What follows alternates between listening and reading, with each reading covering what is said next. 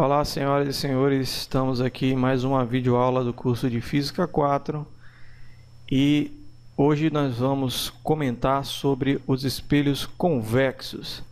Nas videoaulas anteriores nós comentamos sobre os espelhos côncavos, como é que se dá a imagem dos espelhos côncavos, a equação que descreve a posição de um espelho côncavo e os tipos de imagem. Aqui nós vamos fazer uma análise semelhante, só que para espelhos convexos, daquele que tem uma curvatura no outro sentido.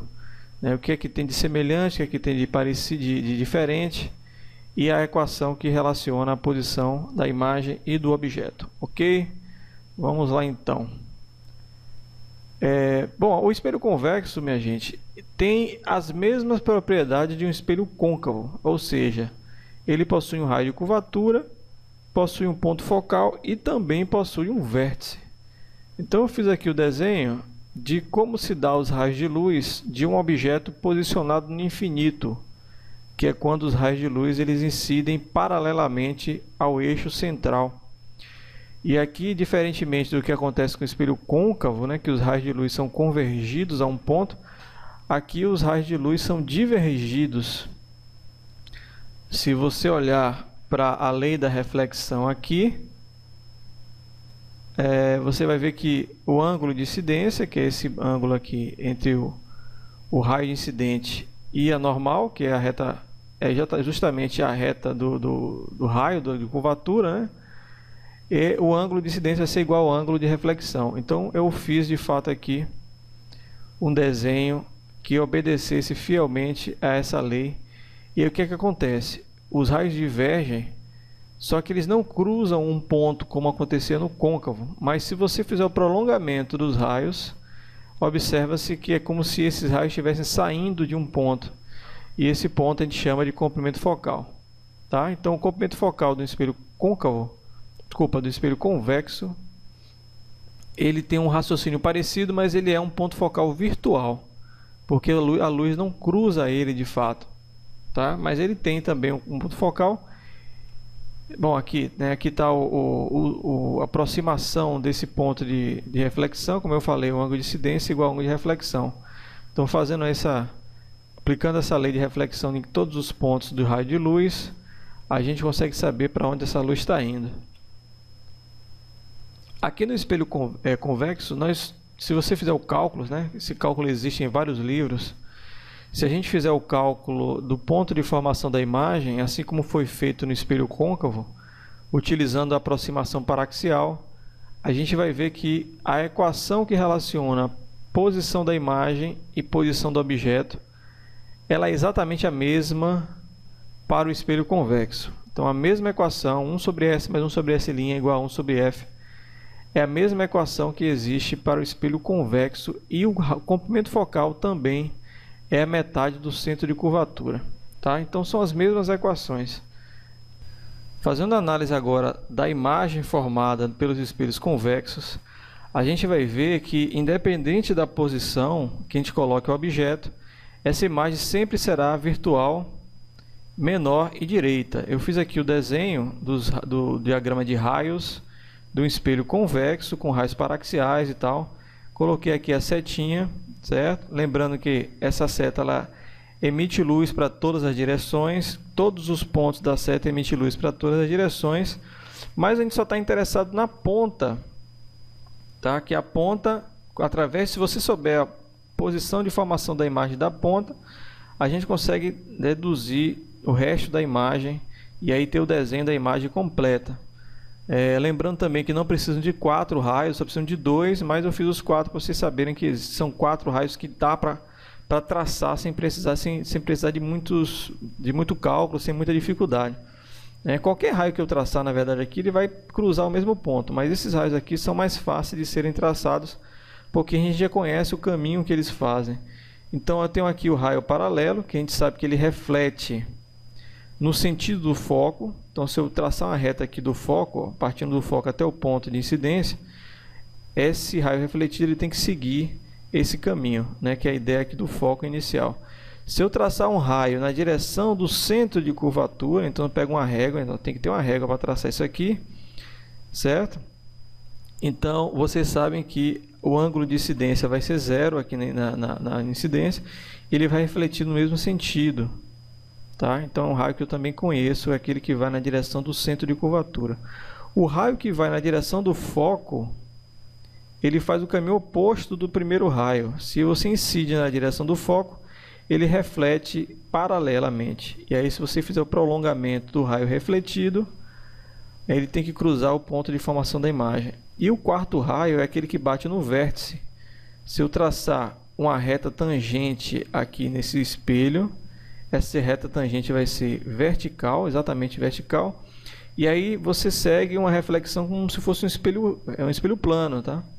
Aí, nesse caso aqui, precisaria de certa forma de um transferidor para fazer uma reflexão exata, né? Do ângulo de reflexão tem que ser exatamente igual ao ângulo de incidência. Então, com esses 4 raios que a gente conhece, se eu fizer o prolongamento dos raios refletidos, lembrando que a gente enxerga a imagem apenas utilizando os raios que são refletidos pelo espelho.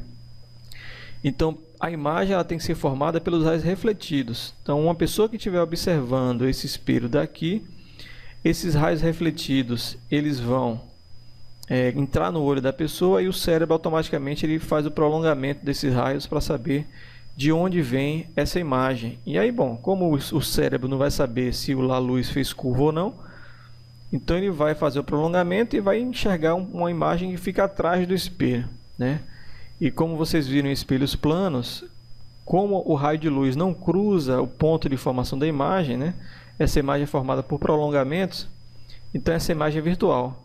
E sempre ela vai ser menor do que o objeto. Então o espelho convexo ela tem essa vantagem.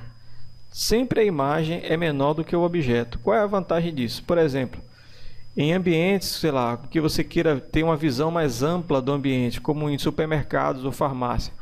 Então as pessoas colocam aqueles espelhos convexos no alto, porque como ele forma uma imagem menor, então ele cabe mais coisas dentro do espelho. Então você consegue ter um ângulo de visão maior, porque você consegue, digamos assim, diminuir o tamanho da imagem para caber mais coisa dentro do espelho. Vocês podem observar, em farmácia tem muito isso, para que o pessoal que trabalha na farmácia tenha a visão geral do que está acontecendo na farmácia, nem geral para evitar furtos e tal. Então isso é uma vantagem do espelho convexo, certo? Sempre a imagem é real e é virtual.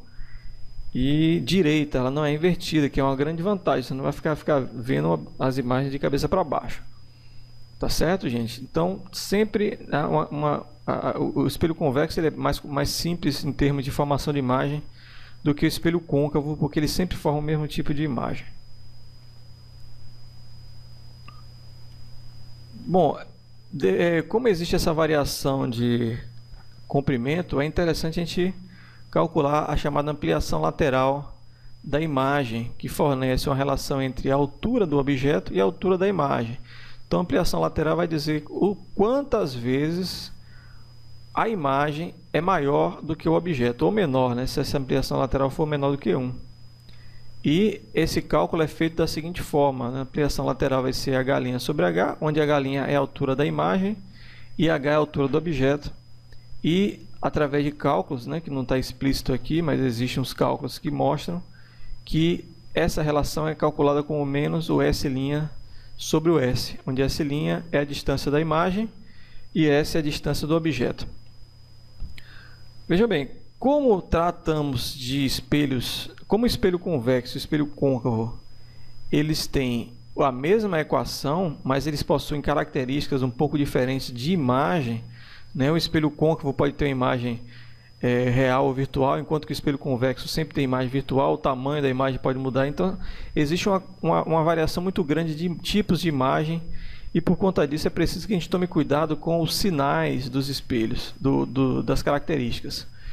Porque o sinal é que vai dizer para a gente, como a equação é a mesma, o sinal é que vai dizer para a gente se o espelho é côncavo, se é convexo, se a imagem é virtual, se ela é real, né? Se ela é maior, se ela é menor. Então é importante a gente lembrar dessa convenção de sinais. E aí nós temos a seguinte convenção. Se o objeto estiver em frente ao espelho, o meu objeto vai ser real e a minha quantidade S vai ser positiva. Se o objeto estiver atrás do espelho, eu tenho um objeto virtual e meu S é negativo. Vocês podem pensar assim, pô, como é que eu boto um objeto atrás de um espelho, né? Não faz muito sentido. Mas na verdade, esse tipo de coisa só é usada quando a gente trabalha com associações de espelhos. Porque aí pode acontecer da imagem de um espelho virar objeto para o outro espelho. E aí pode acontecer dessa imagem se formar atrás de um espelho. Então, esse tipo de coisa, imagem virtual, né, com S negativo, ele pode acontecer com associações de espelho, mas em um espelho único realmente não tem como botar um objeto atrás do espelho, né? Ele não vai refletir nada. Bom, se a imagem for formada na frente do espelho, eu tenho uma imagem real, então S é positivo, e se a imagem for formada atrás do espelho, eu tenho uma imagem virtual, que é um S negativo. Para espelhos côncavos, eu tenho o comprimento focal positivo, que o ponto focal fica em frente ao espelho, que é o côncavo, né? Então, tanto F é positivo como R também é positivo. E para um convexo, onde eu tenho o ponto focal atrás do espelho, eu tenho F negativo. E a ampliação lateral vai ser positiva quando a imagem é direita e vai ser invertida quando o M é negativo, né? M negativo é da imagem invertida. Então, através dos sinais dessas quantidades, é possível também te determinar o tipo de imagem, se ela é virtual, real, se ela é invertida ou se ela é ampliada ou não, tá? Bom, vou botar aqui um exemplo para vocês acompanharem mais ou menos essa aplicação. Então, um exemplo bem simples: considere um espelho esférico convexo com um raio de curvatura de 24 centímetros. Então, espelho convexo, né? Então esse raio de curvatura ele é negativo e o foco vai ser a metade, né? Vai ser 12 centímetros, negativos também. Apresente o diagrama de raios para localizar a imagem formada para um objeto em uma distância de 8 centímetros a partir do vértice. Então, é o nosso S, vale 8 centímetros positivos, porque meu objeto é real. Além disso, utilize a equação do espelho para localizar e descrever a imagem obtida. Muito bem. O diagrama de raios é tranquilo, né? Aquilo que eu mostrei na estante, você tem aqui o objeto. Ele vai, como eu falei, só precisa de 2 raios, não precisa de 4, mas se você quiser usar os 4, não tem problema. No caso aqui foi utilizado o raio que vai na direção do centro de curvatura, que reflete no mesmo sentido, e um raio paralelo que reflete na direção do foco. E aí o ponto de cruzamento do prolongamento é que me dá a imagem, e de fato temos a imagem direita em menor e virtual. Utilizando a equação, nós vamos ter, bom, essa equação aqui é a mesma do espelho côncavo, né? Só que aqui foi feito digamos assim, um arranjo algébrico, certo? Mas é a mesma equação. O S vale 8 centímetros daqui, o foco vale menos 12, como eu falei, como a imagem, o espelho é convexo, o foco é negativo, então está aqui. Então repete aqui embaixo, faz-se o cálculo, pronto. Encontramos que o objeto está a 4,8 centímetros. Então daqui para aqui, ó, vale 4,8. Ele está mais próximo do espelho do que o objeto. O objeto está a 8 centímetros, a imagem está a 4,8 centímetros do espelho. E ela é negativa. Se S' é negativa, lá da convenção de sinais, a gente vê que significa que a imagem é virtual. Então S' negativo significa imagem virtual. Então está correto, né? Outra forma que a gente pode calcular é a ampliação lateral, para saber se esse objeto é virtual ou real. Então, calculando a ampliação lateral, né, aqui é S' sobre S, menos S' sobre S, o S' está aqui, o S está aqui, isso dá 0,6. 0,6 significa que a imagem é menor, né, porque eu tenho uma ampliação lateral menor do que 1. E como é positivo, a ampliação lateral é positiva, eu tenho uma imagem que é direita, não é invertida. Ou seja, com a equação dos espelhos e com a ampliação lateral é possível você conseguir descrever todas as características da imagem, assim como acontece se você fizer o diagrama de raios. Certo, galera? Então, é isso que eu queria mostrar. Qualquer dúvida, poste lá na plataforma. Até a próxima e fui!